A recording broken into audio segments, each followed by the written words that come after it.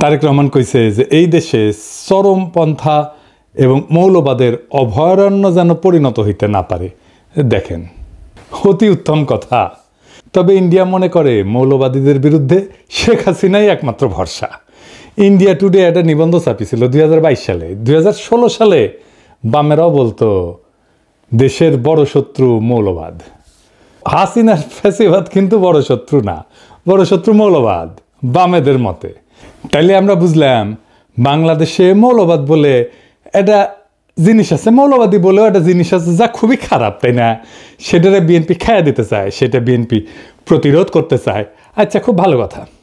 তাইলে খালেদা জিয়ার নিশ্চয়ই মৌলবাদীদের সম্পর্কে একটা বক্তব্য আছিল, সেটা কি একটু আমরা শুনে আসি? আসেন শুনি, এডিটর সাহেব শুনে দেন। মৌলবাদী ধর্মীয় লোক আছে কিন্তু মৌলবাদী নয়। তারা বাংলাদেশকে ভালোবাসে, তাদের অবদান আছে দেশের জন্য এবং তারা দেশকে রক্ষা করতে চায়। তার মানে খালেদা জিয়ার বক্তব্যের বিরুদ্ধে দাঁড়াইল তারেক রহমান। এই মৌলবাদ নিয়ে কেন বাঙ্গুয়েলিদের এত চুলকানি? আসেন এটা একটু দেখি, তাইলে বুঝবো বিএনপি কার খপ্পরে পড়িছে। মৌলবাদ এটার ইংরেজি হইতেছে ফান্ডামেন্টালিজম। এই শব্দের উৎস কখন? শব্দটা প্রথম 20 শতকের শুরুর দিকে আমেরিকাতে প্রোটেস্ট্যান্ট খ্রিস্ট ধর্মে এটার উদ্ভব।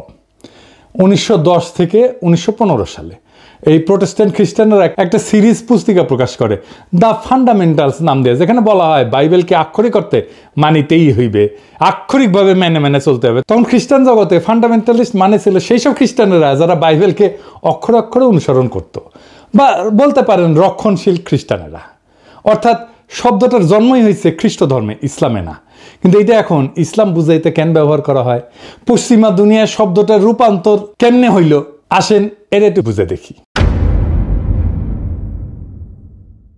দ্বিতীয় বিশ্বযুদ্ধের পর পশ্চিমা রাষ্ট্রতন্ত্র, বিশেষ করে আমেরিকা, ধর্মনিরপেক্ষতার নামে ফান্ডামেন্টালিজম শব্দটাকে ধীরে ধীরে নিজেদের ধর্মের মধ্যে একটা সাংস্কৃতিক বিরোধ হিসেবে টিকায় রাখে।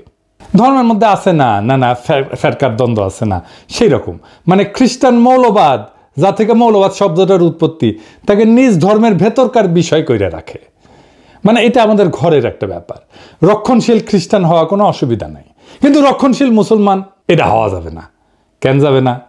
এটা পরে আসতেছি। আমেরিকার সোভিয়েত ইউনিয়নের কোল্ড ওয়ারের টাইম থেকে এই ফান্ডামেন্টালিজম ধীরে ধীরে একটা পলিটিক্যাল এবং সিকিউরিটি টার্ম হয়ে দাঁড়ায় পশ্চিমা বিশ্বের, বিশেষ করে ইরানের বিপ্লবের পরে 1779 সালে। ওই সময় থেকে পশ্চিমা মিডিয়া এবং একাডেমিয়া ইসলামকে কেন্দ্র কইরা ইসলামিক ফান্ডামেন্টালিজম শব্দটা ছড়াইতে শুরু করে। এখন প্রশ্ন হইতে পারে যে কেন ইসলামকে টার্গেট করা হইল? পশ্চিমা দুনিয়া কল্পনাও করে নাই যে ইসলামের নামে একটা রাষ্ট্র বিপ্লব হইতে পারে এই 20 শতাব্দীতে, কিন্তু হইল। এছাড়াও পশ্চিমের আছে ক্রুসেড এবং অটোমানের কাছে পরাজয়ের স্মৃতি। সেই কারণেই পশ্চিমের কল্পনায় ইসলাম সবসময় একটা চ্যালেঞ্জার সভ্যতা। ক্রুসেডে তারা হার মানে, আবার 1753-তে কনস্টান্টিনোপলের পতন ঘটে, 1600 শতকে ভিয়েনার অবরোধ ঘটে। এই সমস্ত ইতিহাস ইউরোপীয় সভ্যতাকে মনে করায় দেয় ইসলাম সামরিক এবং সাংস্কৃতিকভাবে তাদের প্রতিদ্বন্দ্বী। আবার ভিয়েনা অবরোধ কি, এটা কি জানেন? জানেন না? আসেন জেনে নিই। অটোমান সম্রাটেরা 2বার ভিয়েনা অবরোধ করে 16 শতকে। এই অবরোধ ব্যর্থ হয়। কেন ভিয়েনা এত গুরুত্বপূর্ণ ছিল জানেন? ভিয়েনা ছিল ইউরোপের প্রবেশের দরজা। যদি অটোমানরা যে ভিয়েনা দখল করতে পারত, তবে তারা জার্মানি, ইতালি, ফ্রান্স পর্যন্ত অগ্রসর হইতে পারত। তাই ভিয়েনায় যে অবরোধগুলো হয়েছিল, যেটা ঠেকাই দিতে পারছিল ইউরোপিয়ানরা, সেই জন্যই ইউরোপিয়ান চেতনায় সেটা সভ্যতার রক্ষা হিসাবে স্মরণীয় হয়ে আছে। এবং ভয়েরও কারণ, যদি ভিয়েনা দখল হয়ে যাইত তাহলে তো ইউরোপ মুসলমানদের দখলে চলে যেত। ক্রুসেড পর্ব শেষ হওয়ার পরেও ইউরোপে ইসলামকে চিরশত্রু হিসেবে কল্পনা করা হইতো, মূলত ভিয়েনা অবরোধের মতো ঘটনার কারণে। কিন্তু আধুনিক যুগে ধরেন অটোমান সাম্রাজ্যও নাই এবং ইসলামী শক্তি বিভক্ত, তারপরেও ভেতরে ভেতরে পুনর্জাগরণ বা বিপ্লবের একটা আশঙ্কা পশ্চিমের আছে। আর বিপ্লব তো হয়ও ইরানে। এবং আরেকটা কারণ হইতেছে খুব গুরুত্বপূর্ণ, যে পশ্চিম তো পশ্চিমা সভ্যতার যে সংকট, তার কোনো সমাধান দিতে পারেনি। যেমন কি কি সংকট? পশ্চিমা সভ্যতার কিছু অমীমাংসিত সমস্যা আছে। যেমন পশ্চিমা সভ্যতা বিজ্ঞান, প্রযুক্তি, গণতন্ত্র, মানবাধিকারে বড় অবদান রাখলেও কিছু মৌলিক সমস্যার আজও সমাধান করতে পারেনি, যেমন বৈষম্যের সমাধান করতে পারেনি। এই পুঁজিবাদী সমাজ ধনী গরিবের বৈষম্য ক্রমাগত বাড়াইছে। বলা হয়তো ধনীদের তরফ থেকে ট্রিকল ডাউন করতো, আস্তে আস্তে ব্যয় ব্যয় ব্যয় ব্যয় চুইয়ে পড়িয়া নিচের লোকেরা আস্তে আস্তে কিছুটা সম্পদ হয়তো পাইতো। পশ্চিম ব্যক্তি স্বাধীনতাকে সর্বোচ্চ করছে, কিন্তু সমাজ, কমিউনিটি, পরিবার এগুলো ভেঙে গেছে। মানুষ একা, বিচ্ছিন্ন, বিষণ্ণতায় ভোগে। রাষ্ট্র, রাজনীতি, ধর্ম বা নৈতিকতা থেকে বিচ্ছিন্ন হয়ে গেছে।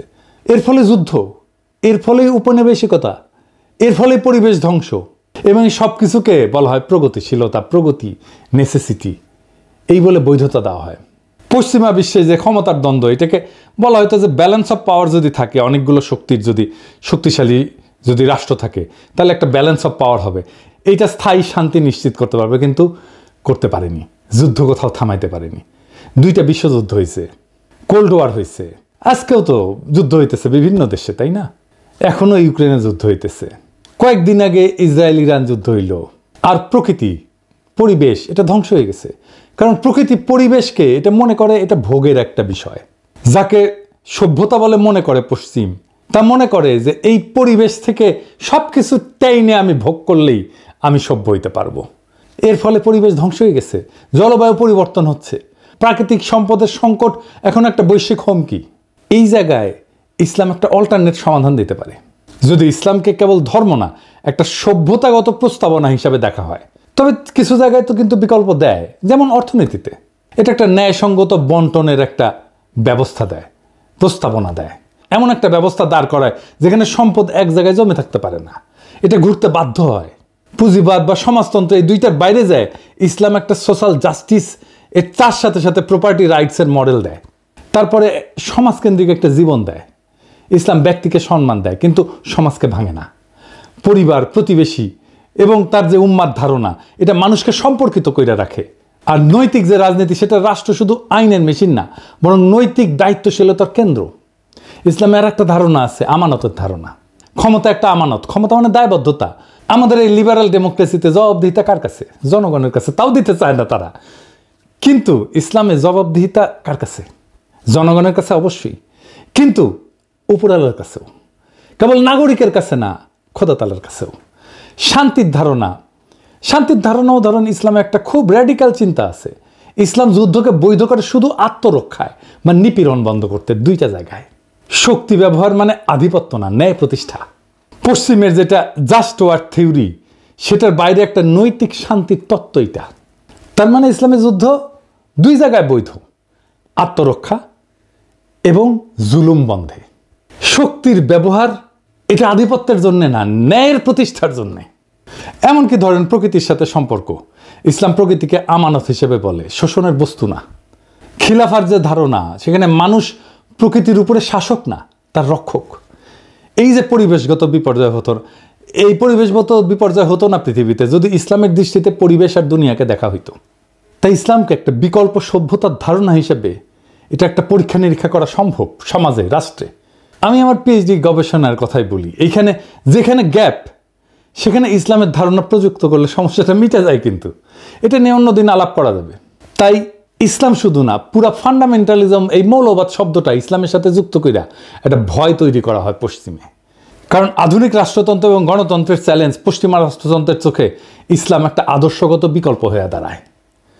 অর্থাৎ গণতন্ত্র, লিবারালিজম, সেকুলারিজমের বাইরে এক সম্পূর্ণ সামাজিক রাজনৈতিক কাঠামো হাজির করে ইসলাম।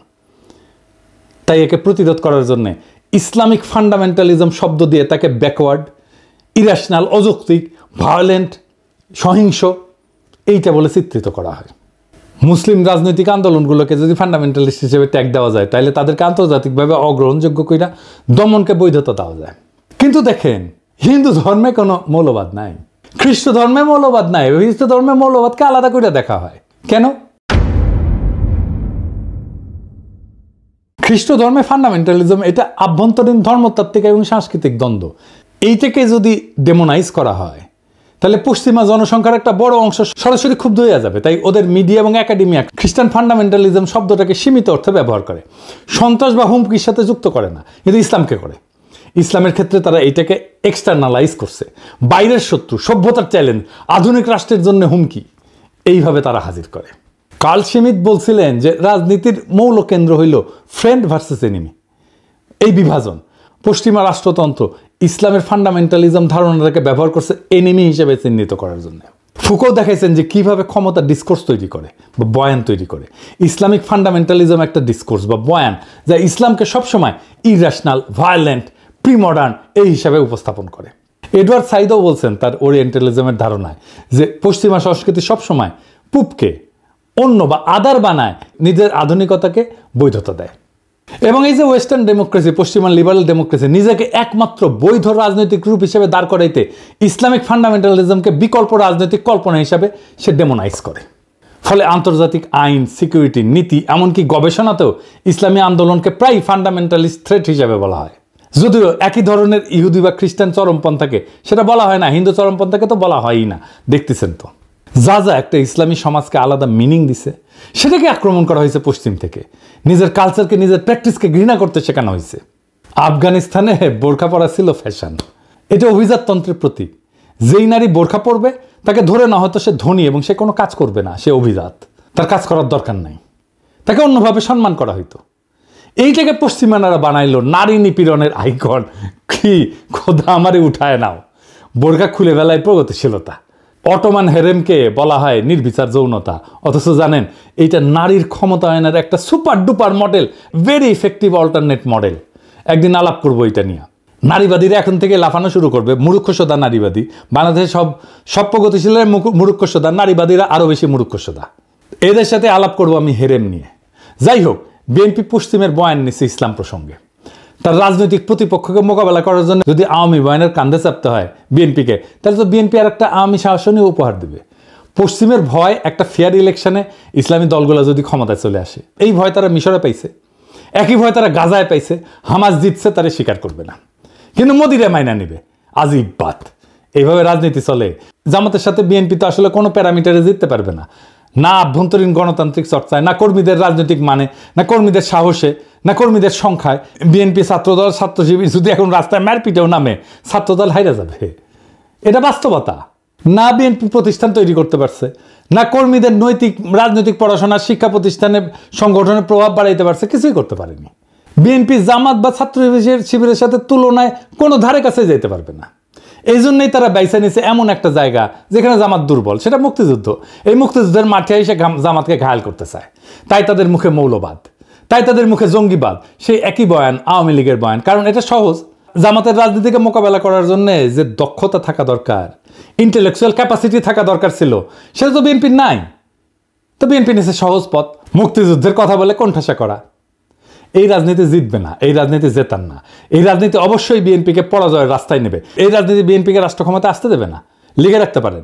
এটাই বিএনপির রাজনৈতিক পরাজয়ের কারণ হবে। পশ্চিমা শক্তি আমাদেরকে কোনো সাহায্য করেনি হাসিনা বিরোধী লড়াই, আমাদের কোনো ধরনের কূটনৈতিক সাহায্য করেনি। হাসিনার শাসনকে সর্বতভাবে সাহায্য করে গেছে, সাপোর্ট করে গেছে পশ্চিমা শক্তি। এখন সেই পশ্চিমা শক্তির ইচ্ছায় যদি বিএনপি তার আগামীর রাজনীতি নির্ধারণ করে, তার রাজনীতিকে বাংলাদেশের মানুষ প্রত্যাখ্যান করবে। বাংলাদেশের মানুষ তার ধর্ম, তার সংস্কৃতি, সেটাকে সাথে নিয়ে বাংলাদেশের মানুষ আগামীর রাষ্ট্র গঠন করতে চায়।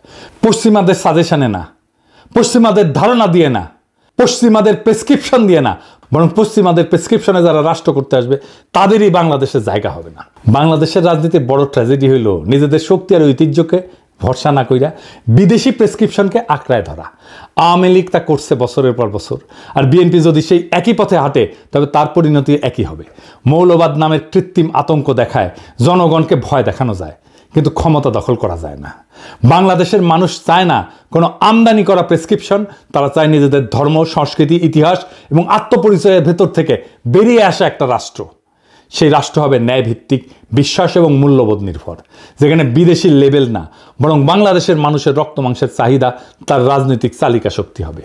তাই আজ যদি বিএনপি আওয়ামী লীগের সহজ পথ অনুসরণ না কইরা বরং নিজের কণ্ঠে, নিজের বয়ান, নিজের আত্মপরিচয়কে রাজনৈতিক ভিত্তি করে তোলে, তবে এই জাতি তার পক্ষেই আবার জায়গা উঠবে। কিন্তু যদি তারা পশ্চিমের সাজেশন আর আওয়ামী লীগের কপি পেস্ট রাজনীতির মধ্যে হারায় যায়, তবে এই জাতি তাদের ক্ষমা করবে না। ইতিহাসের আদালতে তখন বিএনপির নাম লেখা থাকবে আত্মসমর্পণকারীর তালিকায়, পরাজিতের তালিকায়। বাংলাদেশ আজ নতুন দিগন্ত চায়। আওয়ামী বা পশ্চিমা কণ্ঠস্বর না, বরং নিজের সত্যিকারের কণ্ঠস্বর যে দল সেটা শোনাবে, সেই দলই আগামীর বাংলাদেশ করবে, এইটা লিখে রাখতে পারেন, এটা নিশ্চিত। সেটাই ছিল 2024-এর বর্ষা বিপ্লবের অঙ্গীকার। বাংলাদেশ সেই পথেই হাঁটবে। ইনকিলাব জিন্দাবাদ।